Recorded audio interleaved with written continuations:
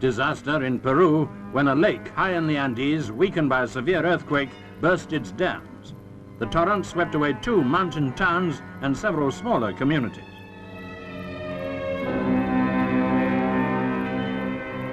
The Peruvian government called for 8 days of national mourning for the 50,000 people believed to have perished.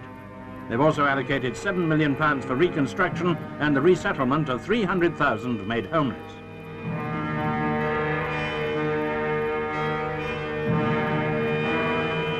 Britain is among the countries sending food, supplies and medical aid to the stricken area. 95% of all buildings have been destroyed, and amid the chaos, the dazed survivors present a pitiful picture as they wait for food, clothing and shelter.